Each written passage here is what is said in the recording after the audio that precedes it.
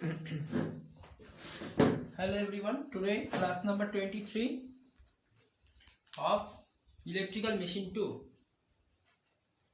Class number 23 for electrical machine 2. Okay. So the today's topic will be the double revolving field theory, which is very much important for your exam purpose and also important for your for this machine only. Okay, for this machine purpose also. Double revolving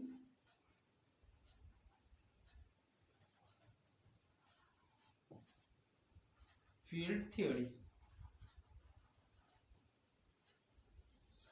Double revolving field theory.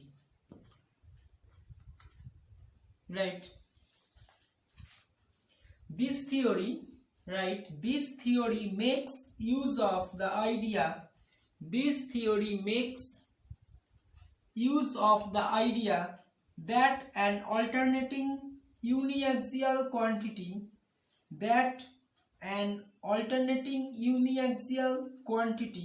can be represented by two oppositely rotating vectors of half magnitude.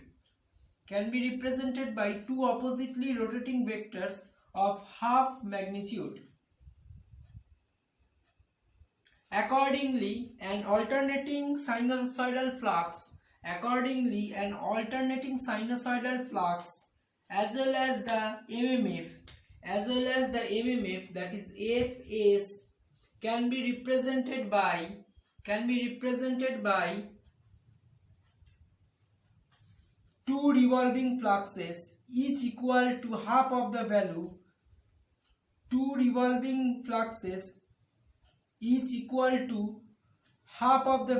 of the alternating flux, and each rotating in synchronous speed in opposite direction. That is, f of s can be written as f of sf plus f of sb. Okay, so this is the forward stator flux, stator MMF, and this is the backward stator MMF. Or you can say phi of s equals to phi of sf plus phi of sb. Okay, so here f of s equals to resultant stator MMF. This is resultant stator flux. This is forward stator flux, and this is backward stator flux. Forward stator MMF,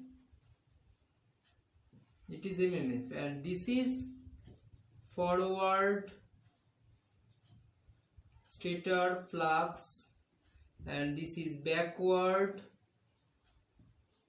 stator flux. Okay, so then write from the starting to the achieving moment of the rated speed,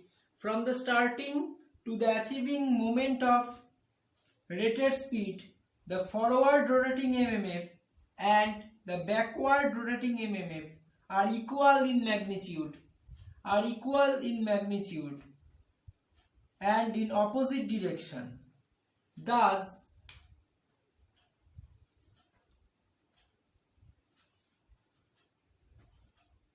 so at any instant we can say this is f s f, so it will be f of sb. So the angle is theta.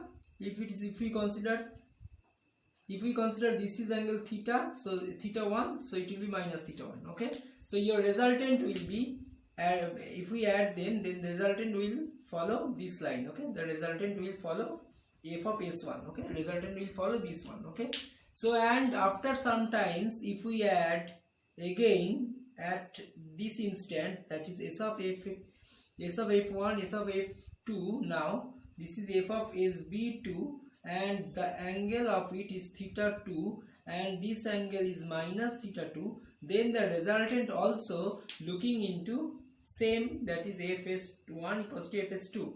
Okay, at any duration in between this angle, that is angle in between 0 to 90 degree. Okay, theta equals to 0 to 90 degree, whatever the theta may be theta 1, theta may be theta 1, theta 2, whatever you can say. So theta will be at any value, it will be follow this line. Okay, it will be follow this line. Okay, and at theta equals to 90 degree, and what happened at theta equals to 90 degree, when it will follow this line. Suppose this is fs s of f3, and now similar equal and above opposite one s of sb3, then they are cancels themselves, then the f of s equals to 0, right? So when theta equals to 90 degree, then the resultant mmf will be 0, and when again it will follow this section, then it will be resultant flux will be follow this line, on this line, right? So it will be, suppose f of sb4 equals to f of sb5, whatever you can say. Okay, so when theta having the range equals to greater than 90 degree and from 180 degree, greater than 90 degree and less than the 180 degree, then theta then it will also have some magnitude f of sb4 equals to f of sb5. Okay, and here it will be f of sb1 equals to f of s4, s of s5, f of s1 equals to f of s2. Okay, so that means again theta equals to 180 degree, then what happened? Theta equals to 180 degree means it will follow on this line. So it will be theta, so it will be 90 degree and 180 degree. So when it is 180 degree, then f of s equals to it will be just added, completely added, right? So it will be 2 of f of sb or 2 of f of sf. Okay, whatever you can say. So at 180 degree it will be 2 times of it. Okay, so that means the resultant flux always having the same magnitude and flowing in opposite direction with the same synchronous speed. Okay, within having a same synchronous speed. Okay, so next write this f of sf is induced by the flux phi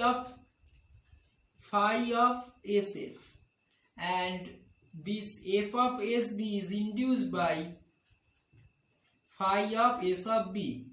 Okay, when phi of f and phi of b are equal, when phi of f and phi of b in equal phase, in same phase, then they are added to becomes the resultant flux will be double, is added and the resultant flux will be double. And when they are in phase opposition, then they cancels themselves to produce zero flux. Okay, next write, that is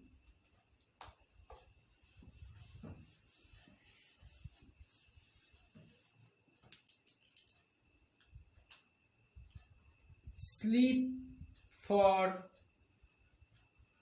forward rotating, under this topic, slip for forward rotating flux phi of sf, s equals to, now we are taking it is s, slip for forward, s of f, ns minus nr by ns, right? And slip for backward rotating flux, that is phi of sb equals to s of b equals to ns minus of minus nr. Why? Because it will rotate in having the same magnitude nr and in just in opposite direction by ns. Okay, so it will be equals to ns minus of minus plus, that will be nr by ns. Okay, so ns minus nr plus 2nr by ns. Can we write it? Yes, we can easily write it.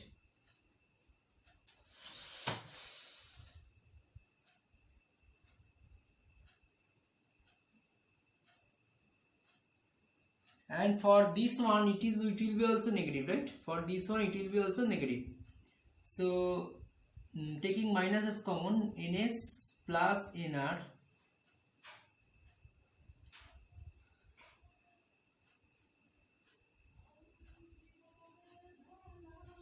okay, so actually it will be ns minus ns plus nr minus ns plus nr by ns, or it will be one thing I am written in wrongly, that is this is for you.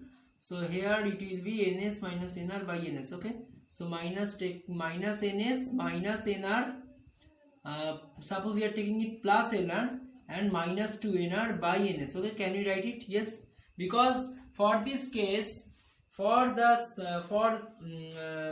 forward rotating slip, forward rotating flux, ns will be positive, right? Ns will be positive, and for the negative flux, ns becomes the negative one. That means it is in opposite direction having the same magnitude. That is, ns becomes only negative, but the magnitude of this ns remains same. So there is no change of nr. Why? Because the nr is in rotor part. Nr is in the rotor part. But in case of the field theory, that is the double revolving field theory, which only affects on the stator part, stator field flux. Okay, so that's why the synchronous speed only modified. There is no modification over the nr part. Okay, that is the rotor speed. There is no modification on rotor speed. So that's why for the backward rotating slip, backward rotating flux, it will be minus ns, and the forward rotating flux, it will be just plus ns. Okay, only this change, only this one is changes. Okay, so by taking this relation, can we modify it by this way? That is a plus nr minus 2nr, right?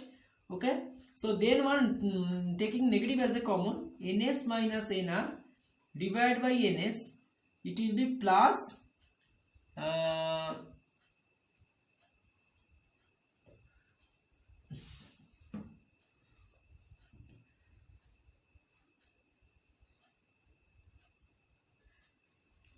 so no need to write over here. Actually minus nr is comes, right? So it will be minus ns equals to what? So it is also negative, right? This is also negative because ns becomes the negative. So minus, take it common, ns minus plus nr by ns. So minus minus will be cancelled out. So sb equals to ns plus nr by ns. So that will be equals to 2ns minus ns plus nr by ns. Okay, so 2ns by ns minus, take it common, ns minus nr by ns, right? So it will be 2 minus, this is your s, right? So s of b equals to 2 minus s. So s of f equals to, can we assign it as s? So sf equals to s and s of b equals to 2 minus s. Okay, this to proof is very much important. Okay, and from this concept there will be a question in your exam purpose. Okay, so now write at standstill condition, s equals to 1. At standstill condition s equals to 1, that is no slip with, that is no rotation is takes place, that is s equals to 1, that is sf equals to 1 and sb equals to also 1. Because if we put s equals to over here 1, then sf equals to 1, and now put s equals to 1 over here, then sb also equals to 1. Okay, so at standstill condition all the slips are 1. Okay, and now write, as the speed of the rotor increases, then slip will gradually decreases up to 0.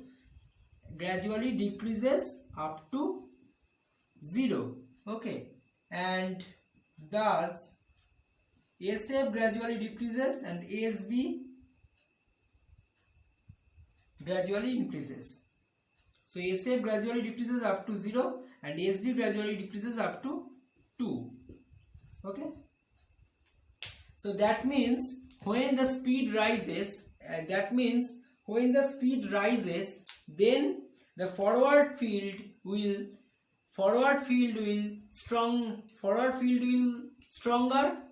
be stronger, and the backward field will be gradually decreasing its strength. The backward field is gradually decreasing its strength. Okay, so forward MMF will rotate inside the air gap to rotate the rotor in forward direction. Okay, so this can be happened, right? This can be happened only when there will be a additional field induced by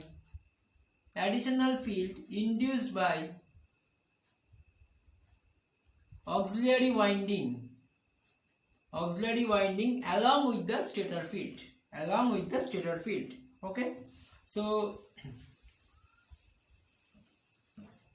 from the concept of torque, now we are writing Tf equals to forward torque due to F of SF, T of B equals to backward torque due to F of SB, right? Therefore resultant torque T equals to T of F difference T of B. Okay, so right, if TF is greater than TB, then it will produce a torque in forward direction, and if TB is greater than TF, then it will produce a torque in backward direction. Okay, so the torque equation, suppose this is your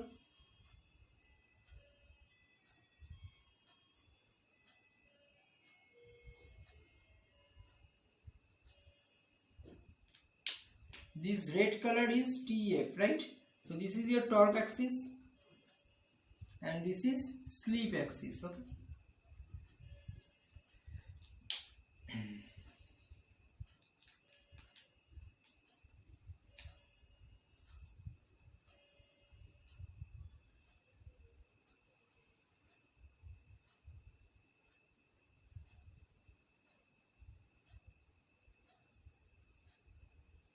okay, so this is your TB. So here S equals to 0, here S equals to 1, and here S equals to 2. See, when this is the torque slip characteristics of single phase induction motor without any auxiliary winding, right? The figure caption, torque slip characteristics of single phase induction motor without any auxiliary winding. That means when slip equals to 1, that is slip equals to 1 means NR equals to 0. When NR equals to 0, and here NR equals to NS, and here NR equals to minus NS. Okay, negative synchronous speed. See, when NR equals to 0, that is a standstill condition, whatever the torque is present by the backward field, which will be exactly equal to the forward field, that is the torque will be cancelled out, right? So at the starting condition, no resultant torque will produce. TF minus TB will be 0. So from this figure, right, at starting condition NR equals to 0, then TF equals to TB, that is resultant torque T equals to 0. That means it must have some modification over the stator field such that the flux will rotate in either side in resultant manner, right? So that means if we add an extra field over here, then it can able to produce a non-zero torque at starting condition. Okay, so as the gradually if the gradually motor runs, as the gradually NR will achieves, then it will rotate in forward direction, that is gradually the field forward torque is increasing and the backward torque is decreasing, right? So at that particular ultimate particular amount of time, it will able to rotate by itself, right? So within this duration actually the auxiliary winding need to be present with the stator field flux. Okay, so to generate the starting torque, auxiliary winding must have to present along with the stator field flux. Okay, so this is all about for your double revolving field theory, and next day I will start the equivalent circuit of it. Equivalent circuit is one of the important topic of the single phase induction motor. So let's start in next day. So today's class up to this much. Thank you.